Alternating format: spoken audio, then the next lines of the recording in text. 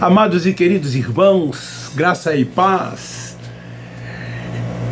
Espero que hoje tenha sido um dia como o melhor da vida de cada um de vocês, assim como foi o meu melhor dia. Porque aqueles que andam e vivem por fé e não por vista, que tomam posse de tudo quanto já foi feito. Nós não esperamos as coisas acontecerem como fazíamos quando lá estávamos e como fazem os religiosos. Nós já somos abençoados, já somos guardados e protegidos, já estamos curados, somos mais do que vencedores, porque vivemos e andamos por fé, fomos justificados por Ele, e então nós estamos sempre voltados para o mundo espiritual de Deus. O que é difícil para os nossos irmãos que ainda estão presos dentro de um sistema religioso, que são guiados por homens, vivem debaixo dos seus preceitos, dos seus ensinamentos, os têm como uma autoridade espiritual sobre a vida de cada um deles. Quando nós somos espírito, revestido de carne e sangue, e então o Pai dos Espíritos, Ele é que nos faz triunfar, é Ele que nos faz entender e compreender esta tão maravilhosa e esplendosa graça de Deus, que nos faz viver uma liberdade nele. Não vivemos voltado para as coisas desta vida, preso, porque sabemos que somos cidadãos dos céus, e que viemos de lá, e que um dia para lá iremos voltar, num corpo glorioso, semelhante ao dele, e assim estaremos para lá, todo o sempre. Então isto é fé, isto é tomar posse, isso é crer, e assim nós vamos avançando cada vez mais, fortalecendo-nos na graça de Deus, que é o que mais nos importa, que é o que mais nos interessa. Nós amamos cada vez mais uns aos outros. Somos apedrejados, criticados por eles. São os mais diversos adjetivos que eles nos tentam qualificar como herege, desviado, desigrejado, anticristo, falso profeta, enfim. Mas nós os amamos, os temos como nossos irmãos, e sabemos que eles são predestinados, eleitos, são propriedades exclusivas de Deus, apenas não vivem como filhos de Deus, porque o véu ainda está posto, a mente cauterizada, cegos sendo guiados por cegos. O que é que vocês querem? Se vocês têm homens sobre a vida de vocês, que vocês dizem que são seus pastores, seus líderes espirituais, seus pais na fé, porque a salvação dentro desse sistema religioso é voltado para as coisas da carne, para este corpo que aqui está, quando o Pai dos Espíritos não nos vê na carne, porque Ele não é Pai da carne, sim Pai dos Espíritos, e nós somos Espíritos. Nós não somos isto que dizem que nós somos, nem tampouco isso que nós vemos quando olhamos num espelho. Mas os religiosos não. Eles olham para a aparência. Eles julgam as pessoas pelo que vê, pelo que eles tomam conhecimento. Aí acabam condenando as pessoas, fazendo acepção das pessoas. É por isso que as outras religiões, para o sistema religioso evangélico, não presta, não vale nada. Eles não respeitam. Todos os outros vão para este inferno como lago de fogo e tormento eterno, e serão eles atormentados noite e dia por esse ser espiritual criado, que eles dizem existir. Somente eles são salvos, somente eles serão conduzidos aos céus. É assim. Mas vamos lá, a pérola da graça de Deus é, entenda o que é escatologia consumada. Nós falamos tanto em escatologia consumada, e os nossos irmãos, eles nos criticam por nós não crermos nessa escatologia futurística, como eles atribuem tão somente ao livro de Apocalipse e algumas passagens, alguns trechos lá do livro de Daniel. Aí eles dizem que são livros escatológicos e que tudo quanto está ali vai ainda acontecer. Eles jogam para um futuro muito distante. Até mesmo o livro de Mateus, de Marcos, João e Lucas, que relata a vida do Cristo Nazareno nos dias da sua carne, eles futuralizam muitas coisas que estão registradas nesses 4 livros históricos, dizendo que ainda vai acontecer. Então o raciocínio, o entendimento da graça de Deus nos leva à escatologia consumada. Porque quando não tínhamos esse entendimento, nós entendíamos como eles entendem. Tudo já se cumpriu, não tem mais nada das profecias para que haja cumprimento. O livro sagrado que é a Bíblia é um livro histórico. Foi profético, sim, para a sua época, para o seu tempo, enquanto não havia se cumprido. Então era profético. Eu preguei esses dias uma mensagem sobre isso, mas se tornou um livro histórico porque tudo já se cumpriu. Mas no âmbito religioso, a escatologia é considerada uma doutrina que estuda todas as coisas que acontecerão antes e depois do juízo final. É assim que eles definem a escatologia. Por isso que eles chamam de futurística. Tudo ainda vai acontecer porque eles creem que ainda haverá um juízo final. E o que é que significa juízo final para eles? É como um episódio futuro. Ainda não aconteceu, ainda vai acontecer, e se ainda não aconteceu segundo eles, não pode ser uma escatologia consumada. O que significa esse juízo final? É, segundo eles, que se portanto ainda não ocorreu, e como de fato não ter ocorrido, não poderia a priori ser classificado como um livro histórico. Eles não aceitam que nós venhamos classificar como um livro histórico. Se já aconteceu, é consumado. Já se passou, já aconteceu, já se deu. Mas se não aconteceu, é considerado por eles futuro. Como nós da graça dizemos que nada é mais profético e dizemos que sim é histórico, é também considerado por eles, de acordo com algumas doutrinas religiosas, do último e derradeiro julgamento de Deus, que eles dizem que ainda vai acontecer sobre todos os seres da terra. É comum a gente escutar: Deus vai pesar a mão, ó, cuidado com o juízo de Deus, ó, não brinca com Deus.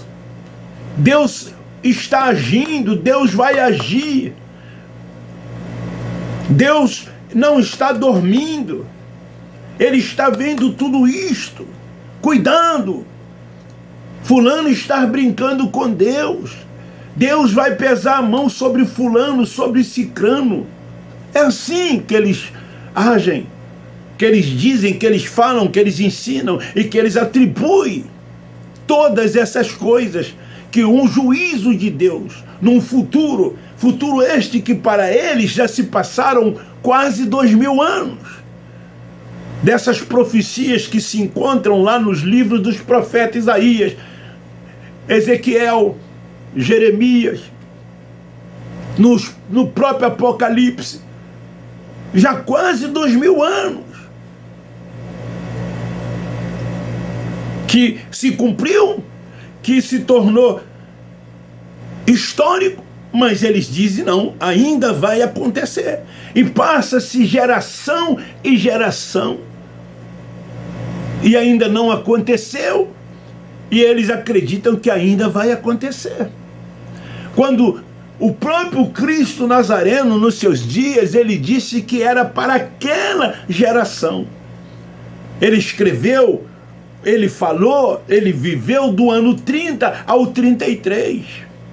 E essa geração ia até o ano 70, quando o juízo de Deus viria sobre quem? Sobre Israel, sobre as 12 tribos, sobre os judeus, porque eles não cumpriram a lei que deveria cumprir, as 613 leis do Torá.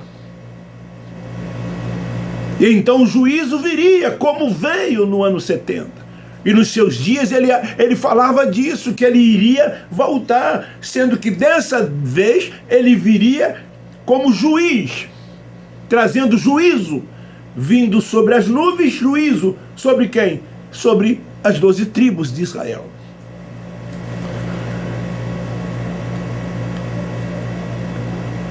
E é ensinado também, dentro desse sistema religioso, como o dia do juízo, sendo comparado ao Apocalipse. Porque Apocalipse significa fim, juízo, algo que virá, segundo eles ainda, segundo nós, que temos o entendimento de que essa escatologia já aconteceu. Para nós isso já ocorreu, isso não vai mais acontecer, mas segundo eles, o Apocalipse virá. O Apocalipse será para eles o fim de tudo e de todas as coisas. Quando está escrito que geração vai, geração vem, mas a terra permanece para sempre. Mas eles não entendem ou não querem entender isso. Está escrito, está registrado isso. Mas eles não leem, eles não mostram para os filhos de Deus que estão lá dentro da sinagoga. Eles não têm uma explicação sobre isto quando diz que geração vai, geração vem, mas a terra permanece para sempre. Porém, nós que defendemos a escatologia consumada, cremos que toda ela já está cumprida, já aconteceu. Já para os religiosos, isso é um escândalo. Já para os religiosos, isso é uma heresia. Uma heresia sem precedentes, sem nexo. É assim que eles enxergam, que eles veem a escatologia consumada. Uma coisa absurda. Mas quando se tem um entendimento e que o véu foi tirado, o raciocínio é mais coerente, que mais se encaixa nos textos bíblicos que nós lemos nas Escrituras, que nós conhecemos nas Escrituras e na história da humanidade.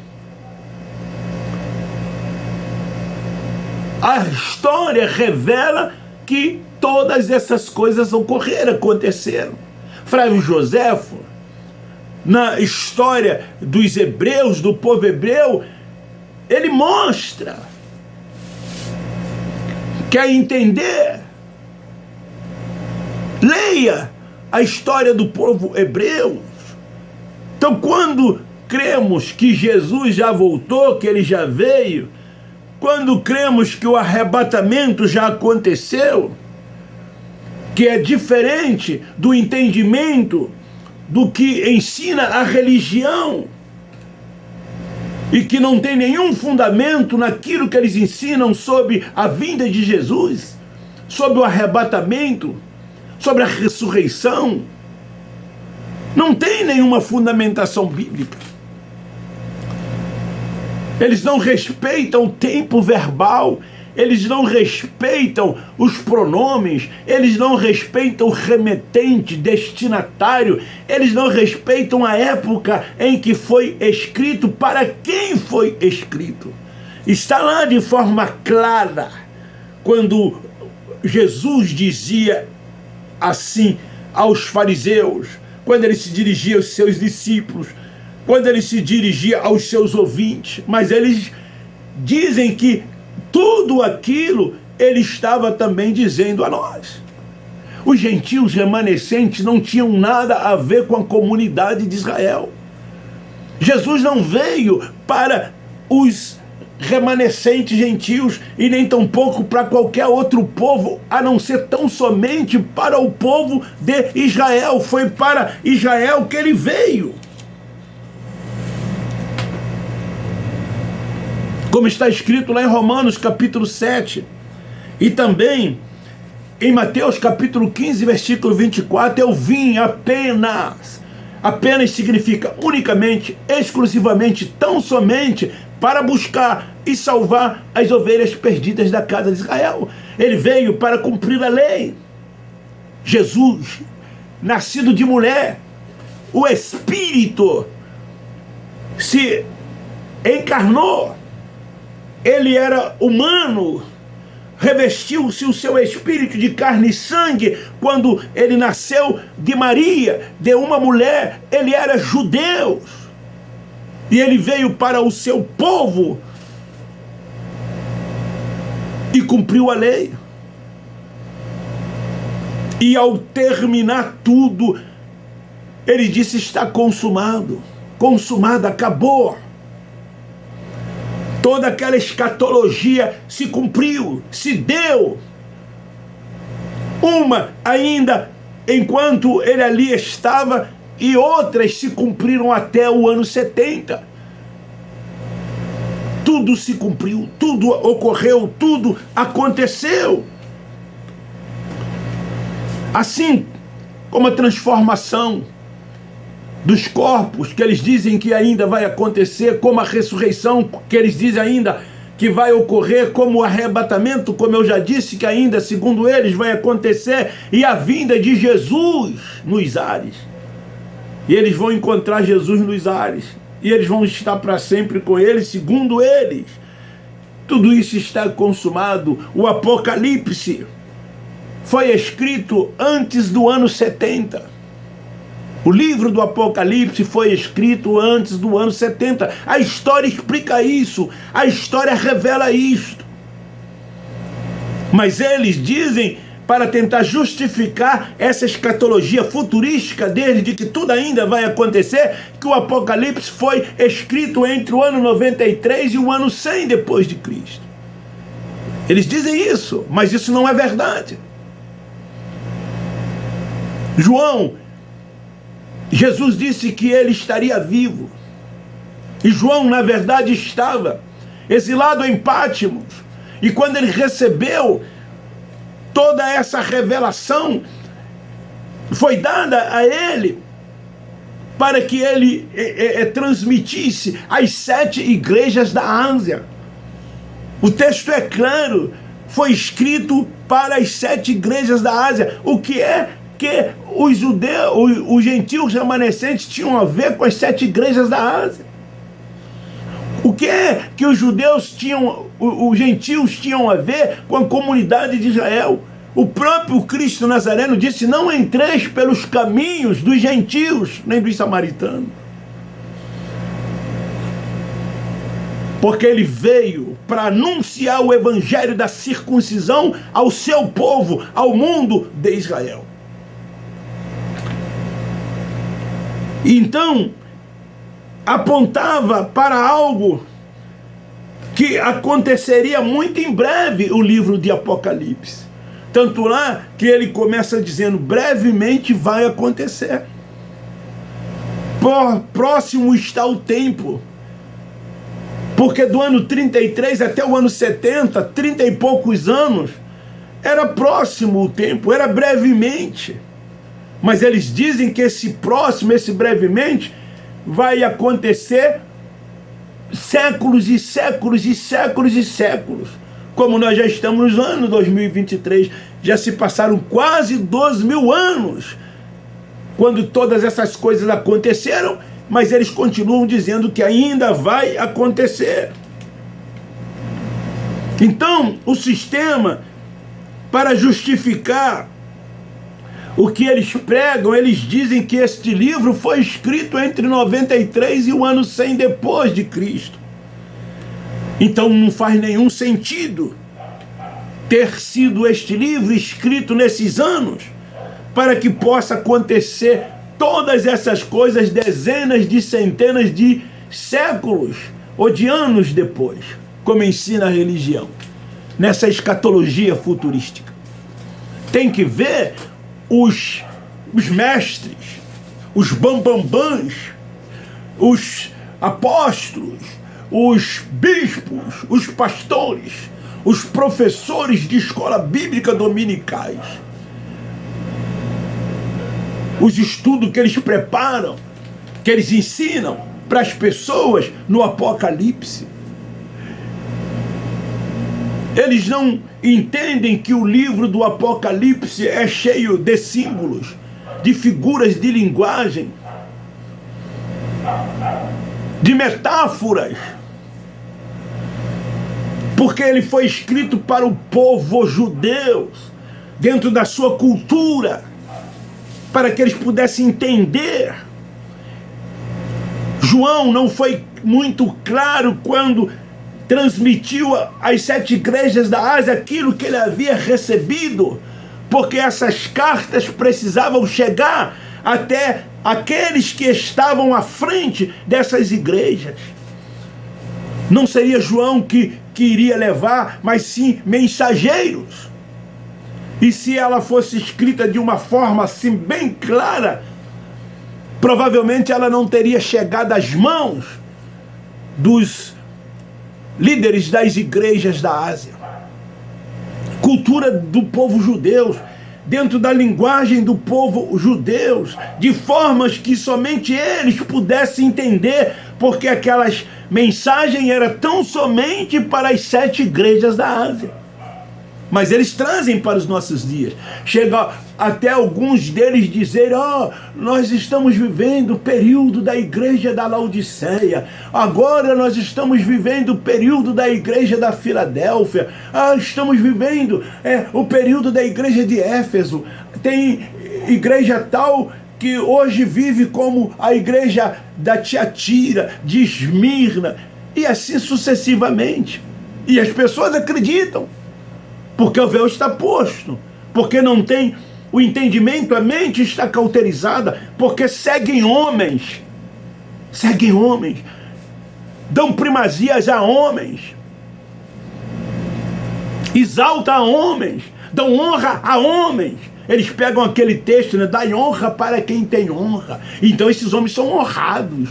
Vocês têm que ver, quando há um aniversário, uma festa, uma reunião de pastores, sei lá, essas reuniões que eles falam que tem almoço, existe uma acepção ali. Existem os lugares que somente os pastores se sentam e almoçam, e os outros demais em outros lugares.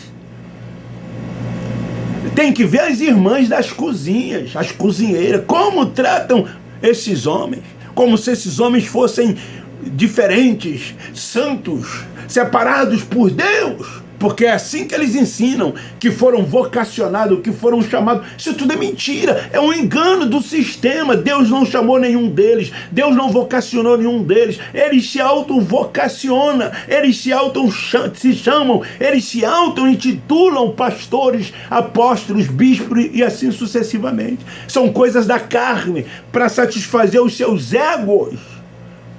E eles tentarem dividir a glória de Deus, quando Deus não divide a sua glória com quem quer que seja. Eles vivem neste mundo carnal, na prática das obras carnais. Eles vivem como se fosse daqui deste mundo. Eles não entendem o mundo espiritual de Deus, mas acham que entendem, acham que conhecem. E é uma palavra como esta, no qual nós procuramos colocar a soberania de Deus como única, em evidência, reconhecendo que Ele é único, que não tem ninguém que possa se levantar contra Ele, que Ele não tem inimigo, que tudo é dele, que Ele é Senhor de todos, Ele é Pai dos Espíritos. Eles ainda nos criticam. Nós não somos pastores, nós não somos líderes de ninguém. Nós somos todos iguais, somos todos filhos de Deus. Nós não temos templos como igreja, nós não temos pessoas subordinadas a nós, nós não temos 10% de ninguém, nem oferta de quem quer que seja, nós não nos reunimos em templo feito pelas mãos dos homens, porque Deus lá não habita. Atos 7, capítulo 7, versículo 24. Somos o templo da sua habitação, a sua morada. Ele habita no nosso espírito, e no nosso espírito testifica que somos seus filhos, e como filhos de Deus, nós somos dirigidos e guiados por Ele. Romanos 7,14. Então fica aí esta palavra sobre a escatologia consumada. Nada vai se cumprir, tudo já aconteceu. Essa é a mais pura verdade. Se eles ensinarem isso, sabe o que é que vai acontecer? Os templos esvaziarão. Manda eles tirarem o inferno de lá, como o lago de fogo e tormenta eterna. Manda eles dizerem que inferno era o Geena, ali ao redor de Jerusalém, e que no hebraico Sheol significa sepultura. Manda eles ensinarem que esse ser espiritual, que eles chamam de diabo, de Satanás, não existe. E que isso é um adjetivo que foi usado em relação a Judas. Um de vós é o diabo, que é um diabo a de trair. Para trás de mim, Satanás, se referindo a Pedro. É uma expressão que se dá àquele que é contra, aquele que trai, aquele que é adversário. Manda eles ensinarem essa verdade. As pessoas fogem dos templos. Eu tenho uma mensagem na minha playlist: 4 coisas que prendem as pessoas no templo: devorador, morte, inferno e Satanás. Tira essas coisas de lá. Tira essas coisas de lá, para tu ver se o templo não vai esvaziar. E é tudo isso que eles não querem, porque vão perder status, vão deixar de ter títulos, vão deixar de ter primazia, vão deixar de ter ovelhas, aspas, porque as pessoas lá são ovelhas, vão deixar de ter servos, porque lá as pessoas são servos, quando na verdade são filhos de Deus, mas eles chamam de servo e de ovelha, e as pessoas aceitam, ainda ficam rindo, felizes, satisfeitas com esses tratamentos. São servos, servo não tem direitos, só filhos que têm direito. As conquistas são espirituais, e nós, da graça de Deus, vivemos essas conquistas espirituais da cruz. Então, essa é a palavra de hoje. Tudo já aconteceu, tudo já ocorreu, tudo foi consumado. Não viva nesse engano, nessas mentiras da religião. Se você não tem, se você crê, mas não tem coragem, não tem uma oportunidade como nós temos de dizer, divulgue então, compartilhe, mostre para as pessoas essa verdade, reúne pessoas na casa de vocês, joga esse vídeo para uma tela de TV mais larga, reúne pessoas lá, Não tão somente essas mensagens minhas do meu canal, mas dos canais dos pregadores da graça de Deus que vocês acham que mais lhes convém. Faça isto. Reúne pessoas nas suas casas. Ó, eu quero mostrar para vocês um vídeo. Faz uma surpresa a eles. E lá deixa eles ouvirem essa mensagem, essa pérola da graça de Deus, a sã doutrina, o evangelho da incircuncisão, o evangelho que foi revelado a Paulo para os gentios e para tantos quanto outros crerem. Esse é o evangelho que nos foi revelado, não da circuncisão ao mundo dos judeus, ao mundo de Israel, mas o da graça de Deus, porque o da graça de Deus nos faz reinar em vida, entender qual é a perfeita, boa e agradável vontade de Deus, cresce em graça e no conhecimento e descansa tão somente no Senhor. Beijo no seu coração, forte abraço. Não esqueça de dar um like quando visualizar, por favor, dê um like para que o YouTube recomende a outras pessoas, aí divulgue, compartilhe nas suas redes sociais, tá? Muito obrigado, um beijo nos seus corações, no coração de cada um de vocês. Eu não posso terminar sem dizer que nós, a graça de Deus, amamos vocês.